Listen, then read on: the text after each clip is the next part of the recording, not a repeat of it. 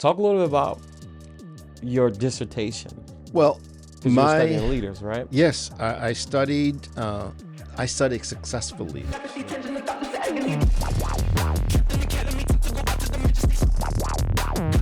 And I'm not going to get overly complicated by defining success, because to me, it's simply defined as you keep a job and you're respected. There were over 25 individuals I interviewed, ranging from teachers union to university president to hospital CEO to a physician. So they range in different sectors, and they range in tenure from 7 years to 45 years of being a CEO or a leader. There are two components to my approach to research was grounded theory. As a grounded theorist, you don't rely on statistical data necessarily, and you don't rely on qualitative interviews and ethnographic interviews. You rely on everything. Two things stood out. Every single one had a mentor. And secondly, in that mentoring, every single one learned how to compartmentalize. They all found that compartmentalization was an important component of their leadership success.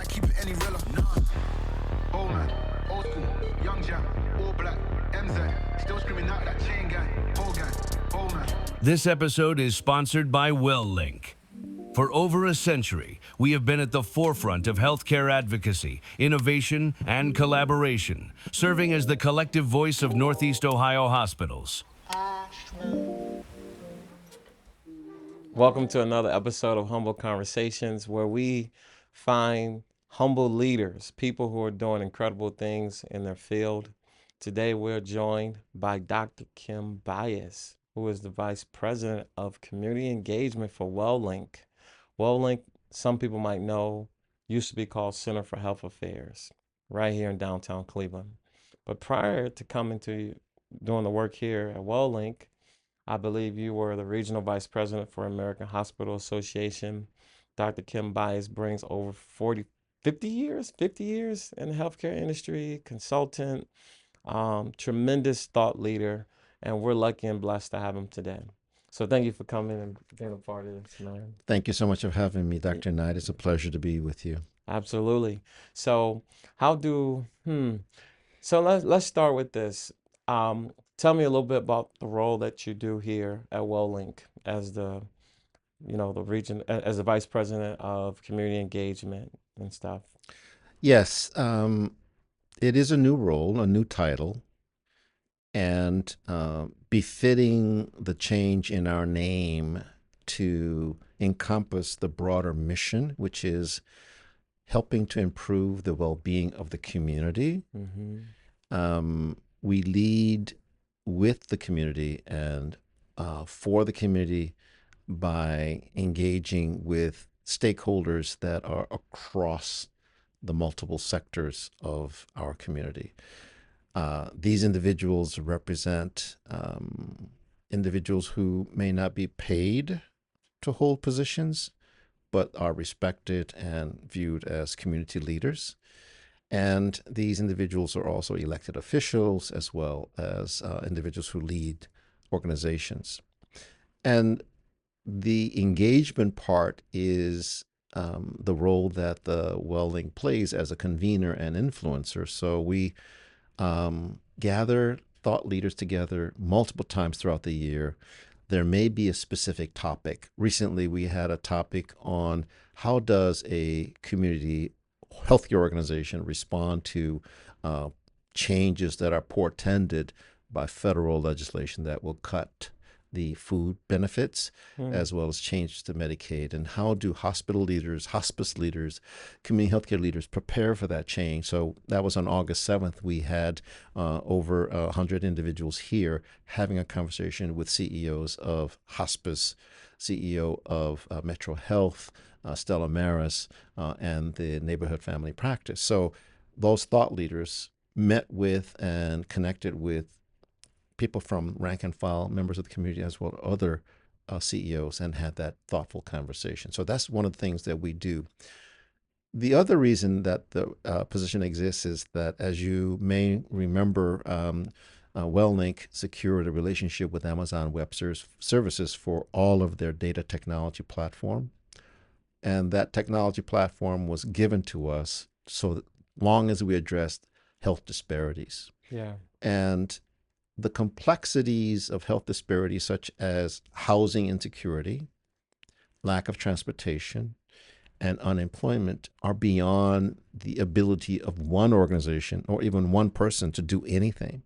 So it takes a wide array of thought leaders, individuals who have their hands on the levers of power, whether that's elected officials, whether they're in for-profit or nonprofit, or even individuals who just lead grassroots organizations to address those complex issues. Yeah. So for 400 years, structural institutional slavery and racism has led to a legacy of what we call redlining in Cleveland and in other major areas where banks and mortgage institutions intentionally did not put resources into communities. And that was a intentional policy and a practice that led to deterioration of so many of major cities, including Cleveland.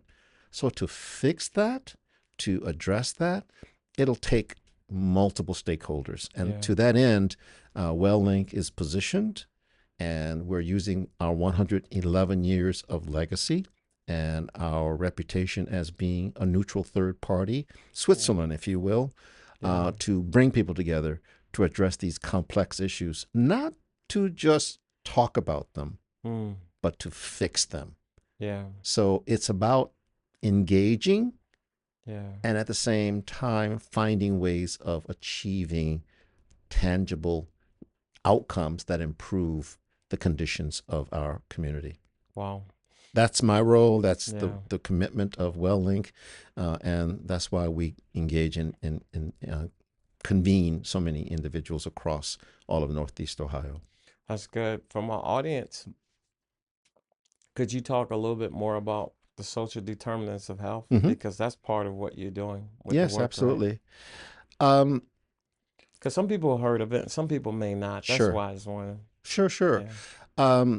For those of us who go to doctors, take our annual physical, for those of us who watch what we eat, exercise, etc., that's usually good enough Yeah. to take care of our bodies, take care of our families, take care of our health. And we're going to live the average lifespan of 76 or 80 with a few, chronic things like mild hypertension or high cholesterol or achy knee. Yeah. But for majority of the people in the United States, and dare say globally, it's not just about accessing medical care. A lot of individuals in our community do not have enough food to eat every day.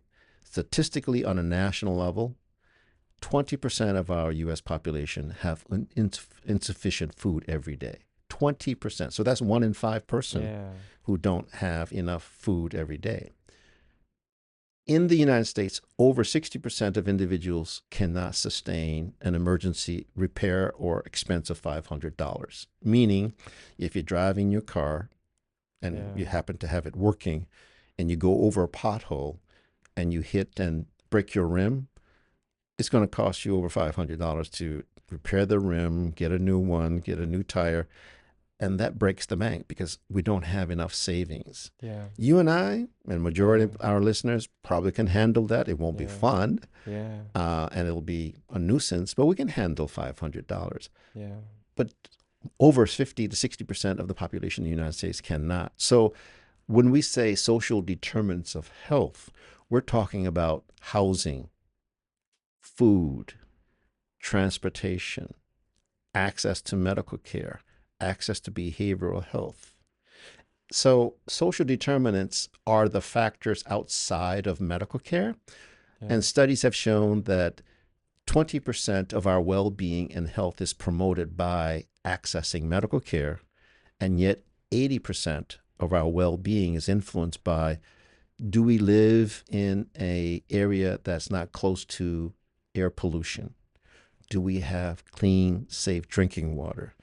Do we live in a home that's not 150 years old with mold and leaky conditions that induce or cause asthma? Do we have air conditioning in the summer with fans or windows that open? Do we have heating in the winter when the dependable supply of electricity and oil and other things to heat our home are needed? The answer is no. Yeah. So, social determinants of health are factors and conditions outside of medical care that determine the well being and the lifespan of individuals. So, one stark example of the disparity that exists in our social environment is to go from one zip code where the average lifespan is 62 in Cleveland Mm-hmm. to go to a suburb of Cleveland where the average lifespan is 80. So you're talking about an 18-year lifespan gap Yeah. based on where a person lives. And where a person lives has nothing to do with choice. Yeah. It has to do with the external conditions, policies, and programs that created the concentration of poor people in certain geographic areas and the inability to get out into the more affluent communities where the homes are better, access to grocery stores, ability to walk and get exercise, being able to breathe clean air are more readily available to you. It has to do with geography and access, Yeah. not to do with melanation Yeah. or whether a person is a male or a female or Yeah. etc. Those are social determinants. Man, that was probably one of the best explanations I ever heard. Okay. That was very well said. What where does education system, and I'm a person of faith. Where does the church factor into this whole equation? When you talk about social determinants of health, Yeah. and even the Yeah. work that you're doing around engaging the community and stuff. Absolutely. Well, we work engaging with community leaders includes engaging with faith leaders. Yeah. So whether you're Baptist or Presbyterian or Jewish or Muslim, we have individuals represented from the various faith communities working with us. Yeah. And faith community members and leaders are very important to the work. So when a person doesn't have money or a person doesn't have a support network, faith is an important resource to lean on. It is an inspiration, and it is the ability to get through some hard times. So it's important not to discount or to somehow think that it's irrelevant to community well-being. It's very relevant. As you also know, Dr. Knight, large percentage of the U.S. population don't necessarily identify as being religious. Yeah. And so it isn't solely reliance upon the faith community, but it's Yeah. important not to overlook it. Yeah. At the same time, it's important to focus on those factors that faith community leaders can provide. They're trusted. Yeah. They know about a person beyond what may be obvious to anyone else because of the confidence and trust that the faith leader has been placed by the individual. Mm-hmm. And so the ability to connect with that community, to work through those community leaders and go through those organizations and institutions is an important part of engaging with the community. Yeah. There's also the psychological behavioral health component. As you may or may not know, there's a huge amount of stigma that is people who have behavioral health issues may not feel comfortable sharing the fact that they are depressed, or they may be having anxiety. They may not feel comfortable sharing that with a coworker or with a neighbor, or sometimes even with a family member, but they may share it with a faith leader, right? Yeah. So while prayer and faith and spirituality are important components, there may be a need for psychiatric, psychological, social worker to provide therapy, sometimes medication, in conjunction with the faith leader. So the integration, if you will, Yeah. of traditional indigenous cultures, faith cultures, with the services and resources available through modern medicine and modern psychological resources are important to consider. Yeah. So that's something else Yeah. that we focus on as well. Yeah. No, it's good. I was asked to speak to be a keynote for a conference where it was bringing together the mental health community along with the faith community, because oftentimes with the faith community, they'll say pray about it, Right, right, and that doesn't necessarily get to the root of it. for sure. And so I think, what a lot of people are finding is that there's this need for partnership and for people to really come across, not be so siloed, I guess, in what they're trying to do, right? Right, Everybody is so focused on trying to address the same issue, but they're doing it from their lens, but we actually need each other, yeah, which might be a good segue for the importance of humility. yeah. How do you understand humility as a part of this work? Even just the role of humility in leadership and trying to bring about change. That's a very important element of leadership. Yeah. Um, but I want to provide an, a quick story about the importance of psychology and religion, or psychology and Mm-hmm. spirituality being Yeah. two sides of one coin. Yeah. As a philosophy major, we talked about different philosophers and how they influence modern culture. Yeah. One of those was Rene Descartes, who was a philosopher whose famous Yeah. term I is, think I therefore I think, am. therefore I am. And that philosophical thesis led to the splitting off of psychology and religion. Interesting. And that it was introduced to Western thinking Mm-hmm. that led to the bifurcation of those two disciplines. In reality, they ought to come back together because they are dimensions of our well being and our ability to use our rational mind Yeah. and to have an inner voice guide us in making decisions. So Hmm. the conjoining of psychology and spirituality needs to happen. It does tie to Yeah. humility, Yeah. That's because good. humility, I don't know the technical definition that you might offer, but Yeah. my layperson's definition of humility Yeah. is, I recognize that I am in a position of influence, but I'm only in a position of influence because there are individuals that have placed trust in me. Hmm.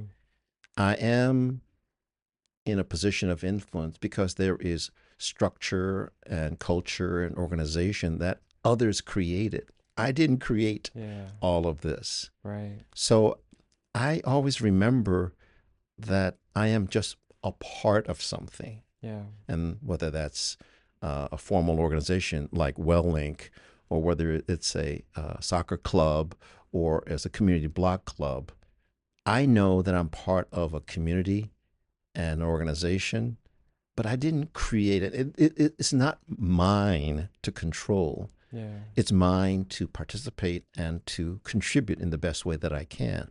So Yeah. humility for me is to never forget Yeah. that I am just a part. Yeah. I am just a component.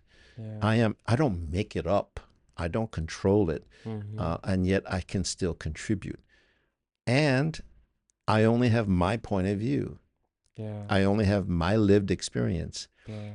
And it's not correct or the absolute, but there are other points of view that are equally valid. And sometimes I may have a strong feeling about something, and I may disagree with some other person, but that's because it's my experience alone and not the other person. And so I never forget that in an argument with my children or with my friends or with a perfect stranger, I have to always remember, right, it's my point of view and their point of view, and neither one of us Yeah. have the absolute correct understanding, Yeah. but perhaps by sharing and working together and contributing to each other's understanding, we can come to a common understanding. So humility for me is to never forget Yeah. that this is my point of view, Yeah. but another person's point of view is equally valid. Now, in my own mind, I go, that person doesn't know what he's talking about or what she's talking Yeah. about. But I'm not going to say that until I hear them out and see what they're thinking, their rationale, their feelings are, Yeah. and then see the value of that, and then try to figure out where to go from there. So, That's good. as a leader, I have to Yeah. listen first Yeah. and understand before doing, saying, or reacting. Never react, always respond. Yeah. And responding means reflection, listening, considering, Yeah. and then acting upon that. But that takes the ego out. Mhm. Mine.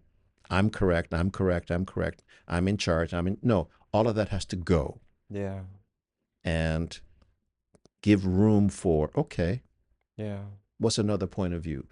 Do I have the right point of view? Do I Mhm. have all the facts? Now, that's not to say that one can't or shouldn't make decisions, because that's what leaders do. Right. We can't wait for all of the facts and wait forever. Right. So humility has a place for reflection and pausing, Yeah. but leadership also requires taking action, sometimes with imperfect information Yeah. and sometimes with consequences. Yeah. But humility means accepting those responsibilities, Yep. accepting those consequences, and accepting the fact that it was the leader who made that decision, because frankly, that's what I'm paid to do. That's Mhm. what I was elected to do. That's what I chose to do. And so therefore, I will take not only the victories, but I also will take the defeats. That also is part of humility. Love it. Yeah, I love it. One of the things that I've been working with leaders and organizations, particularly those that are in the position to try to help and bring about change, is recognizing the part of humility that the people that we're helping also have to be a part of the solution. For sure. And sometimes, historically, because we may have the resources, we may have the education, we may have the expertise, we come in to do good. And our intention is well, right? We want to help. But sometimes we don't always involve the people that we're trying to help Yeah. by allowing them to be a part of the change process. And so that was something that I have found, that an older guy had came to me.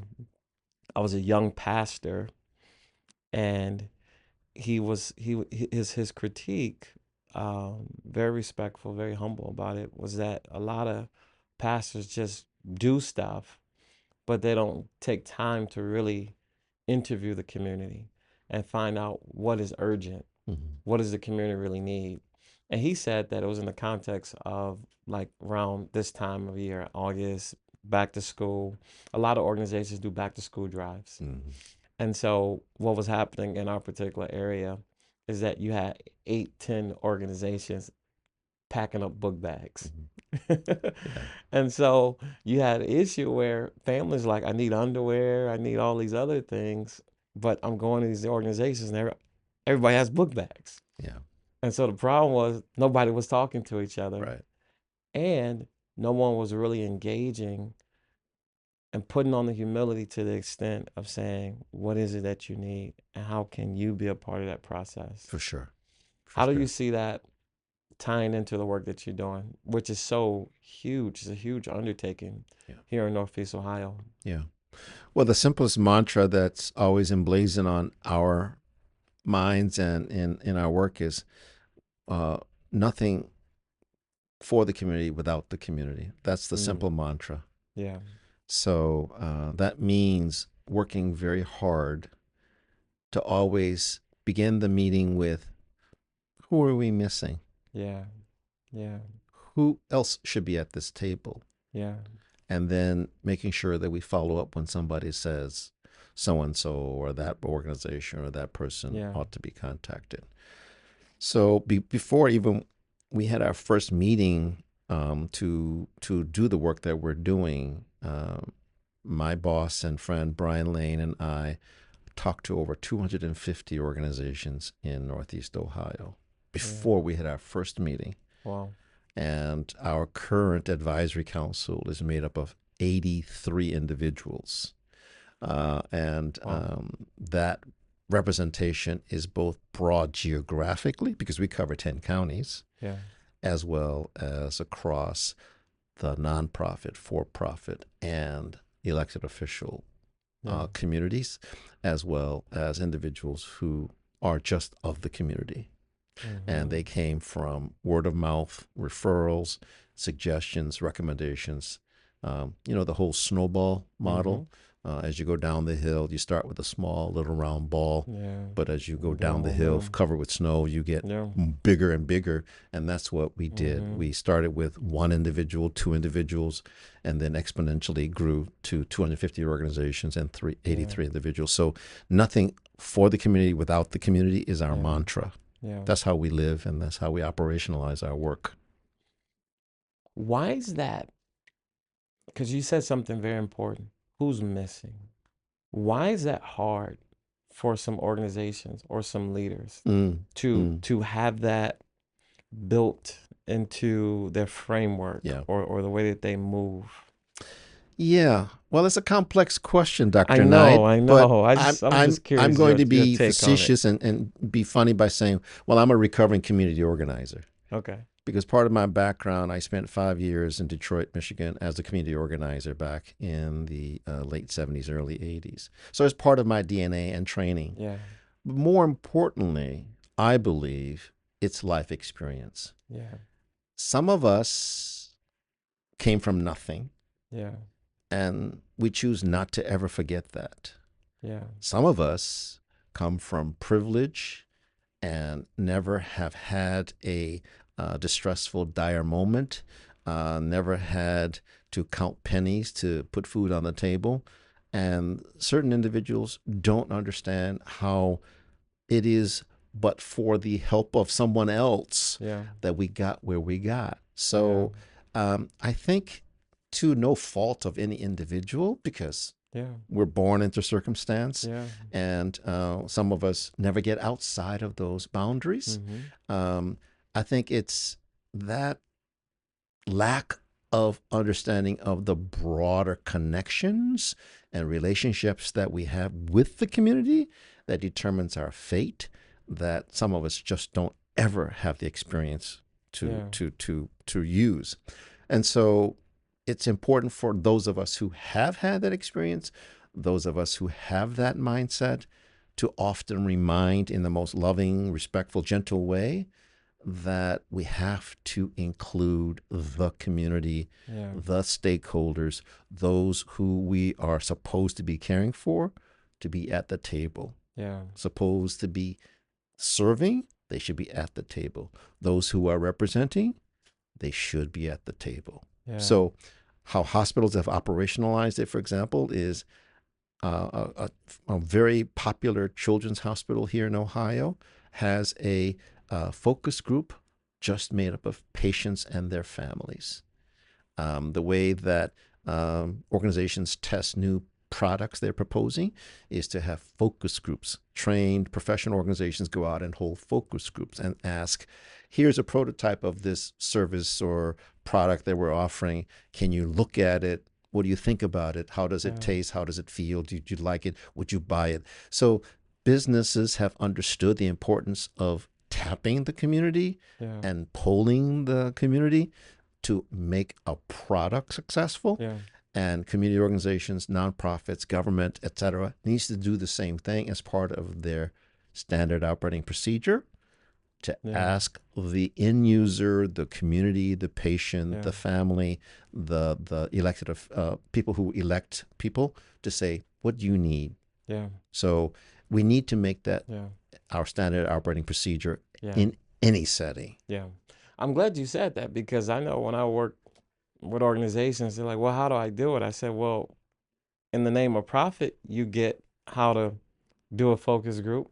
how to understand the issue and how Right. to present the challenge. So Right. why, when it comes to BIPOC people or marginalized people, why aren't you putting that same Right. model in place? Exactly. You know, it's like it's really a hard issue oftentimes, or it's like, it's just not top of mind or Right. priority, Right. for a lot of people.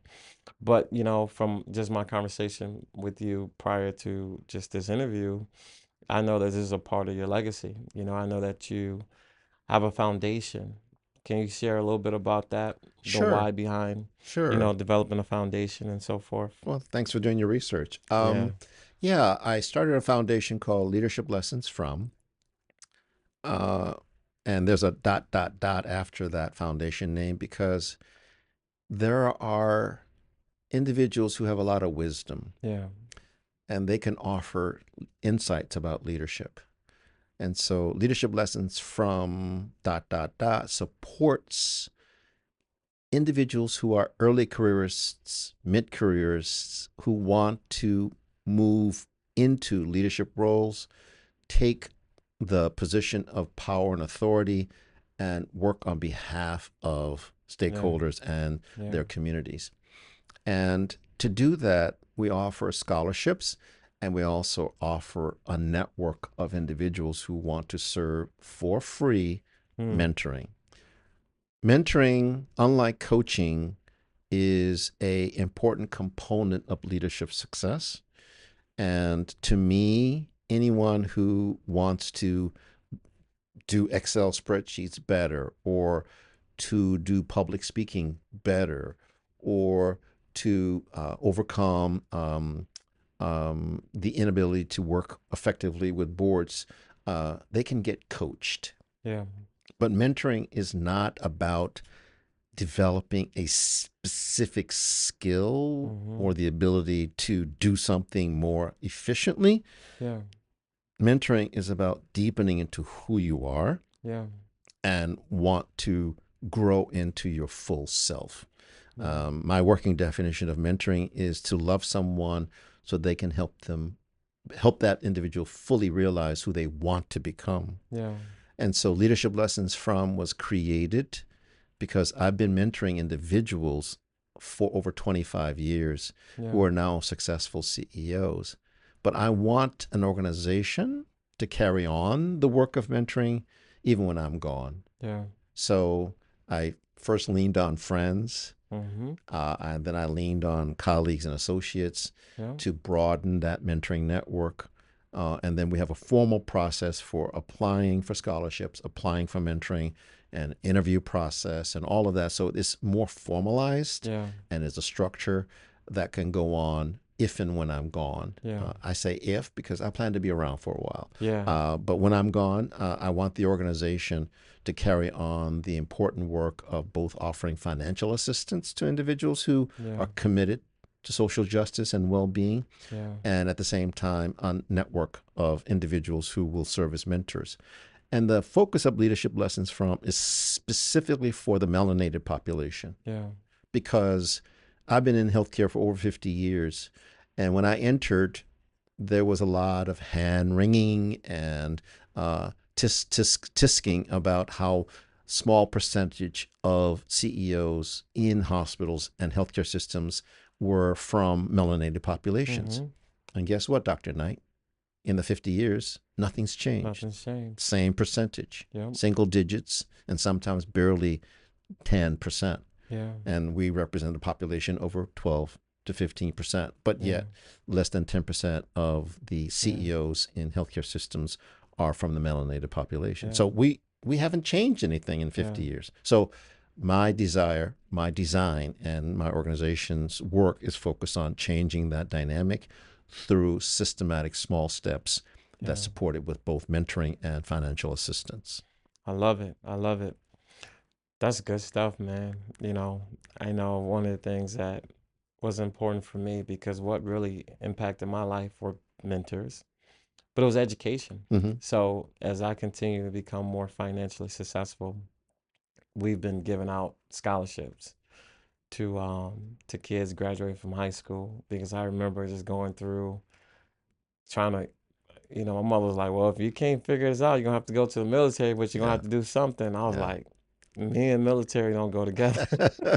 I hear you. I hear I was you. like, I got too much brain power up here.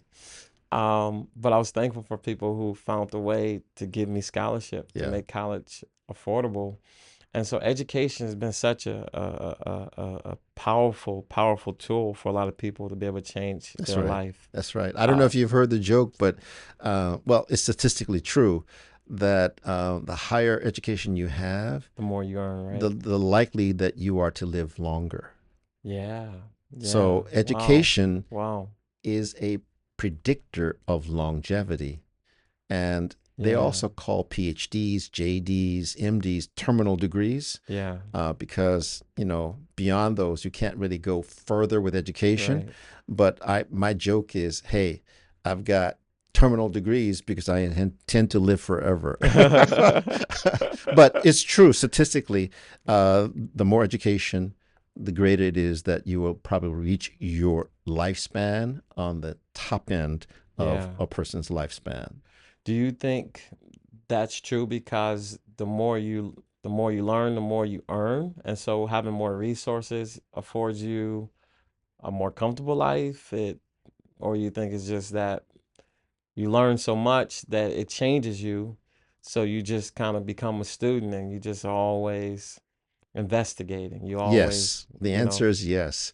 Um, More education is not always necessarily linked to higher income. yeah, That's been true for various studies that have been recently done. yeah, yeah, So it's not always, it yeah, can be a predictor, it yeah, can position, but it's not always true. yeah. That's why you find people dropping out of Harvard to pursue tech positions True, because they true. make billions. Yeah, So education is not always a predictor of income, yeah, but it often positions a person for greater income. yeah, What the education, what the importance of education as a factor for longevity has to do with mindset, yeah, has to do with making critical choices, has to do with being outside of an environment where the likelihood of early death occurs. yeah, So, growing up in Gary, Indiana, um, and coming out of war torn South Korea, I don't know about you, but I didn't think I was going to make it past yeah, 20. yeah. I didn't think I was going to make it past 20. Yeah, because Gary's not far from Chicago. Right. And I tell people all the time, like, growing up in the early 90s, they used to have a joking statistic. I don't know if it was like a real statistic that if you were black and male, you were lucky to get to the age of 18, Correct. you know? It is true. And Yeah, statistically, it is very valid. And I didn't know the stats, yeah, but I felt it. So when I reached 20, it's like, okay, this is gravy. yeah, But at the same time, I was in college at that point, and I was away from the environment in yeah, a fairly isolated, protected setting yeah, where I was less likely to run into problems or yeah, likelihood of having my yeah, life curtailed, right? yeah, So I think education provides a path, a yeah, door, an avenue to move out of circumstances and conditions and, shall we say, social networks yeah, that might be problematic and shorten a life. So the more you move away from those environments and conditions by pursuing education, yeah, it's likely that your chance of living increases. So yeah, there's not a hard causal yeah, connection, for sure. but there are correlations to demonstrate that if you remove your person out of a certain environment where the likelihood of injury or early death can occur, then it's going to lead to greater Yeah. likelihood a person will survive. But you still have to wear seat belts. You still have to refrain from Oh, over yeah. excess Oh, yeah. alcohol. You still don't want to play Russian Oh, roulette, yeah. etc. Right? Oh, So yeah. Oh, yeah. education isn't a protective factor, but Yeah. it is a predictive factor, if you Yeah. know the difference of what I'm saying. I do. I Okay. do. I do. Talk a little bit about your dissertation. Mm-hmm. We discussed that a little bit yesterday, but I think it's important for those watching because my heartbeat is always to add value because oftentimes people are trying to figure out how can I be more effective? How can I level up? Um, and you discussed that and shared it with me, and I think it's important to get it on, Okay. record Okay. and stuff. Yeah, Well, because you were my studying leaders, right? yes, I studied successful leaders. Yeah. Yeah, And we don't want you to study those. and I'm not going to get overly complicated by defining success, because to me Yeah, it's simply defined as you keep a job yeah, and you're respected, yeah. right? And the individuals that I interviewed, there were over 25 individuals I interviewed, ranging from teachers union to university president to hospital CEO to a physician. So they Mm-hmm. range in different sectors, Yeah, and they range in tenure from 7 years to 45 years yeah, of being a CEO or a leader. And there are two components to my approach to research with grounded theory. As a grounded theorist, you don't rely on statistical data necessarily, and you don't rely on qualitative interviews and ethnographic interviews. You rely on everything. right. Grounded theory takes everything as data and comes to some understanding. Like a triangulation of, Yes, yeah, yeah. exactly. Mm-hmm. We don't take one approach to the exclusion of another, but grounded theory takes everything as data. And so, using the grounded theory approach, when I looked at the data of these interviews and these CEOs, two things stood out. Every single one had a mentor. And secondly, in that mentoring, every single one learned how to compartmentalize. What does that mean? Mentoring is either you have a positive influence in your life, or you have an example that says, I'll never be that way. Or you're an autodidact. That is, you read, you study, you investigate, you explore, you meditate, you pray on how to be a leader. Right, So there are three ways of being mentored.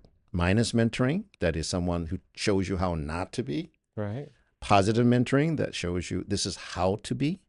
And autodidactic or self-mentoring through a process of self-examination, reflection, and learning. So in I can go into more details, but those are the three things. Yeah, yeah. In looking at how those individuals were mentored, self-mentored, or negatively mentored, they all found that compartmentalization was an important component of their leadership success. What does that mean?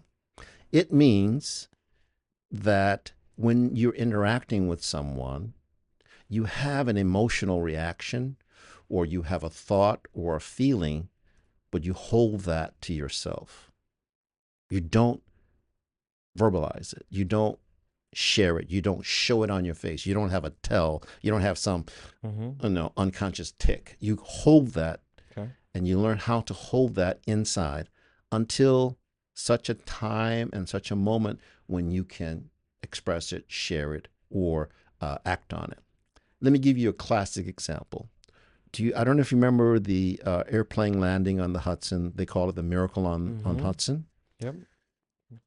The captain, Sullenberger, describes what I think is classic compartmentalization, which is when the birds flew into the engines and the engine shut down, he and the co-pilot had to figure out in split second how to land that plane safely. He was afraid. He had fear. He was concerned about his own life and the passengers' lives. But he knew he had to lock that fear up and deal with it later, because what was required of him in that moment was to figure out how to navigate this huge jet engine safely to get everybody on the ground. So he worked with his co-pilot, and this is where his training kicked in, because he had been teaching and training and coaching individuals how to deal with air emergencies.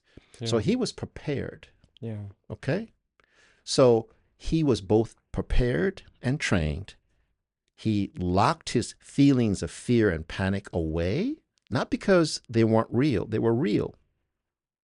But he couldn't let that take him over, because he had a job to do and he had to act on his responsibility. He's the leader in that moment. And if he had made other decisions, we would be talking about a different outcome. Right. So compartmentalization isn't having no feelings. No, it's having feelings, Right. but not being controlled or dictated by those feelings until a later point in time. Because we all have to deal with them. Mm-hmm. Because if we don't, Mm-hmm. they creep out, they become a aspect of our personality that becomes toxic or lethal, Yeah. or become someone that is irritating as all get out Yeah. to someone else. If we don't deal with our genuine feelings. And if we don't have genuine feelings, we're not authentic. Right. And if you're not authentic, you can't be an authentic leader. Yeah. You don't have humility. You don't have integrity. So all those things Yeah. are built into compartmentalization. So you have to read the dissertation Yeah. to understand all of those things. Yeah. But in the shortest summary is Yeah. mentoring showed these effective leaders how to compartmentalize and the importance of using compartmentalization to be successful in leading an organization Yeah. and keeping their jobs to be successful. Was this like emotional intelligence, would you say? Because, one of the quadrants of emotional intelligence is, you got the self-awareness, the social awareness, you got the whole like self-management piece, the Right. ability to, that's what I'm hearing Right. when you talk about that, like having the Emotional intelligence to be intelligence able to manage is equivalent to a tip of the iceberg. that. Okay. So Okay. it's just a small piece Yeah. of compartmentalization. Okay. Compartmentalization is both complex, Yeah. it's studied, Yeah. it's practiced, and it takes a lot of intentional skill. The key component of Sullenberger's success in landing that plane was his training Yeah. and his preparation. So my definition of Okay. luck is training and preparation plus opportunity equals luck. Yeah. Was he lucky to land that plane successfully? Yeah. Were the passengers lucky to have him as the captain being on that flight? Yes. But for over 20 years, he had been training, practicing, and teaching how to land a plane Yeah. safely in an Yeah. emergency. And Yeah. when the birds flew in and killed those engines, he had to act on that. Yeah. So he was prepared and he acted through compartmentalization. So therefore, he was lucky. Was it emotional intelligence? Yes and no. Emotional intelligence was working with his co-pilot in that moment, but they had trained for that too. Right. Emotional intelligence was the ability to be self-aware, yes, but how to take that fear and panic, put it in a box, Lead the shut it, situation. lock Yeah. it, and hold it till later. Because he Yeah. talks about getting into the hotel room when they've all checked in, closing the door, and being by himself, how he dealt with that fear Yeah. and panic. Because he was by himself at that point, and Yeah. he could act on it. So emotional intelligence isn't the whole thing. Yeah, it's just a part of it. It's just a Yeah. piece of Yeah. compartmentalization. Emotional intelligence is usually connected to others. Yes. Whereas he's in a situation where he's having to manage that. In your expert opinion, because you got my mind going now, I'm like, it's spinning, right? So, because I'm thinking about it from so many levels, so many angles, right? Because when you talked about mentoring, you talked about three aspects of it. And so I'm thinking in my mind, anybody can get mentoring, right? Absolutely. Right? Because you talked about the presence of it, the absence of it, or having the motivation to say, I'm going to self-mentor in the sense of I'm going to research, educate, do whatever it takes. Right. But initially, when I had heard you talk about it, I took it as that a lot of these leaders are successful because they have a person in their life that they have access to. And maybe it's all of the above, but you hear those stories where you have kids growing up in the same house and the dad was broken. The dad could have been addicted to some substance. And then you ask the one kid, how did you go on to become successful and you become this doctor? And he says, I watched my dad. Right. Right. Right. And then you see the other one, he says, well, why did you end up in prison and you end up doing all these crimes? He says, because I watched my dad. Right. So they were both watching the dad, but they chose two different paths. Right. So I guess the question always is out there, and I don't know if anyone has the answer. Is like, you know, maybe it's the whole idea of the teacher arrives when the student is ready, Hmm. kind of idea. Right. What are your thoughts about that? Yeah, it's complex, Yeah, but at the same time, you have more than one child, and yeah, I do too. yeah, And I often joke that with my three children, they all came from a different genetic cesspool. mm, I joke because they're my yeah, kids, yeah, but they're all three very yeah, different. yeah, So you can have two or three kids in the same household experience the same dynamics and have very yeah, different outcomes. Why? yeah, Well, it's complex because we are endowed with attributes that have nothing to do with the environment. And yet the environment does and can shape us. So is it nature? Is it nurture? Yes, it's yeah, both. yeah, Is it free will? Yes. Is it uh, willpower? Absolutely. Is it happenstantial and circumstantial? Absolutely. I remember in eighth grade, one of my teachers during the library hour, because in eighth grade in our public school, we would have one day a week where we would go with our teacher and roam the library and pick a book, and then we would choose to, whatever book we chose, we would write a short summary of it. I remember doing that one day, and Mr. Parfenoff came up to me and says, Kim, I've been watching you. You are a great leader. Okay. mm-hmm, I mean, I didn't ask for that. I didn't invite that. I didn't know what he was observing. I didn't really know what he was talking about. But to this very day, Dr. Knight, I remember that because that changed the trajectory of my life yeah. from what he said. That's good. Right? That's good. So Yeah, totally. who could predict that? Right? And who could predict that what I would do with that? Right? Yeah, So mentoring and family circumstances and individual yeah, choices, there's no single factor. yeah, yeah. It's Multiple multifactorial, factors for sure. and there's no way of creating a secret formula or secret sauce or a single process for ensuring the Yeah, same outcome because human behavior is human behavior. And there are factors mm, beyond routine at home, two parent families, blah, blah, blah. No, there's yeah. no. But you said something that deeply resonated with me because I had did a keynote last week, and I was thinking about how did I want to approach it. And the keynote was called Becoming Your Own Goat, so to speak, or being a goat for someone else. But I was trying to reframe it in a different aspect. And I was thinking about as I was coming up, who was my goat? Because I was speaking to all educators. And I thought about there was this lady named Mrs. Seppin who I encountered in fifth grade. I was new to the school, wasn't a great student academically as far as grade wise, and I hated social studies. And that was her class. But I don't know what I gave off, but she said, "You are brilliant." I could never shake it. Yeah. And so the faith part of me knows in my faith tradition, that was like prophetic words Yeah. that when we speak life into a young person or a person that's on that journey, those words can last a lifetime. And so that's why it resonated with me when you said that he looked at you and said, "You're a great leader." Yeah. And you're like, "Man, what am I giving off?" Yeah. All right. But some things, it's just you discern it, I Yeah. guess. Yeah. You know what I Yeah. mean? Yeah. Man, this has been awesome. My last question would be, um, why is leadership, effective leadership, authentic leadership, transformative leadership, why is it so necessary in this hour that we're in?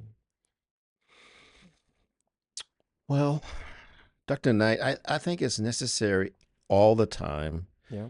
And I don't want to dismiss or diminish the external turbulence we're experiencing today in 2025. I'm not making light of that whatsoever. Yeah. But I also have lived long enough and know enough to know that this is not unique, that we've been through this and we shall go through something similar again and again and again. Because it is, I dare to say and get philosophical, but it is the human condition. Mm-hmm. So to me, leadership is critical in every age. Mm-hmm. It's critical in every moment and in every organization. And leadership, and there's a school of thought that leadership is defined as only positive, as only impactful, Right. only as effective. And then there are those who say, well, no, we have evil leadership, we have bad leadership, we have adjectives that define leadership. But be that as it may, to me, I'm of the school that leadership means and requires ethical, integral, authentic, positive impact on organizations and communities. That's my working definition. And to that end, leadership is needed every day, everywhere, in every organization, in every setting. And not every person can be a CEO, executive director, or the president, but yet we all can be leaders by using the resources, using the position, using the power and authority that we do have. Because we can't lament and say, oh, well, I'm not the president of the United States, so I can't do anything. No, we have to use our sphere of influence.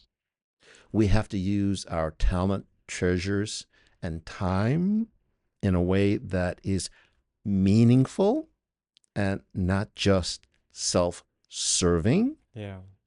But you have to want to step up and hold that responsibility.